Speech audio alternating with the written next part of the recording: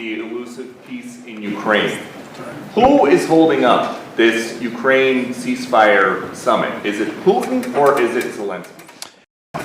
Well, I think it's that one is, as you know, we've been working on a lot of these deals. We've closed every single one of them all throughout the world, and that's the last of them. And they're losing, Peter, about 6, maybe even 7,000 soldiers every single week.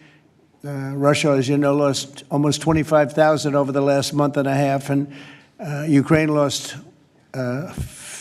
just a small number, fewer. It's a lot of people are dying, and I think we're getting very close. And we're going to be announcing later on. We're going to have a meeting with Russia.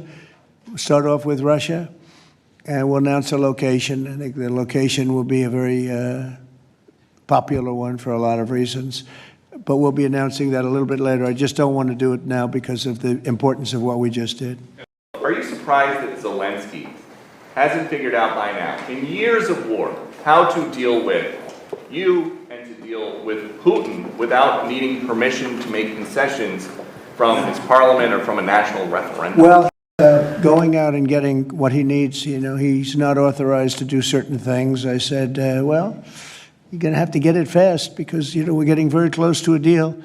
And he's doing that, and he's working with the European nations, and they're terrific people, terrific leaders, NATO. And as you know, I became very friendly with them. They agreed to go from 2% to 5%, 2% that they didn't pay to 5% that they've already paid. It's trillions of dollars. So, you know, we're working together very closely. But no, in all fairness to President Zelensky, he's getting everything he needs to assuming we get something done. But I'll be meeting very shortly with President Putin. It would have been sooner, but I guess there's security arrangements that unfortunately people have to make. Otherwise, I'd do it much quicker.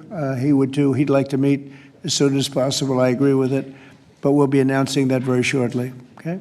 And location. With this meeting with Putin, is this Russia's last chance to achieve peace? And do you expect Ukraine to make any type of territorial concession? Yeah, I don't like using the term last chance. Look, it's, you know, look, this is two very, very smart people. They've been going at it and their predecessors also very smart. They've been going at it for 35 years. It's tough. And, you know, when those guns start going off, it's awfully tough to get them to stop. I will say that Europe wants to see peace. The European leaders want to see peace. President Putin, I believe, wants to see peace, and Zelensky wants to see peace. Now, President Zelensky has to get all of his everything he needs because he's going to have to get ready to sign something, and I think he is working hard to get that done.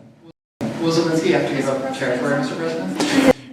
Well, you're looking at territory that's been fought over for 3.5 years with, you know, a lot of Russians have died, a lot of Ukrainians have died.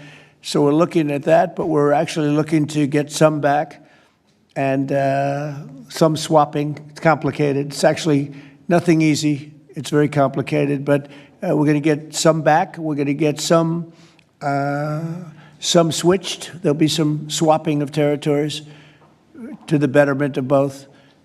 And but we'll be talking about that either later or tomorrow or whatever.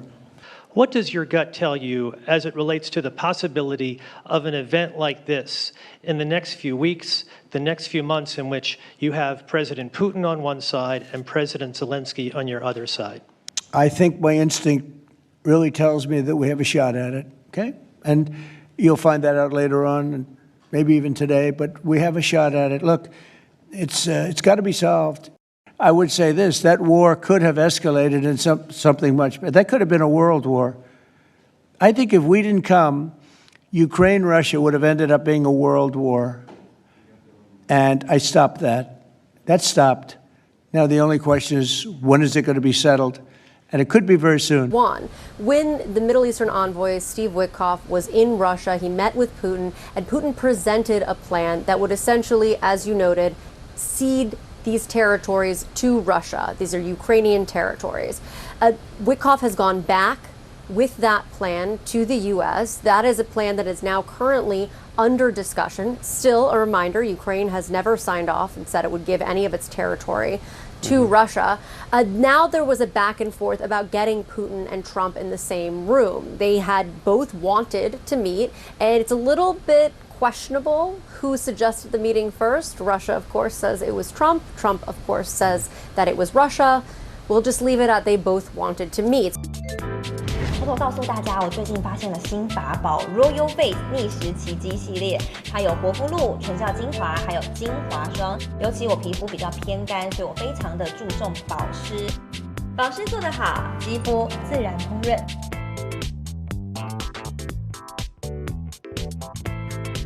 提亮肤色更年轻，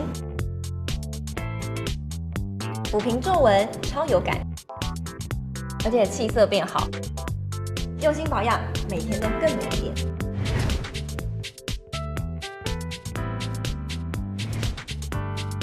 美吧。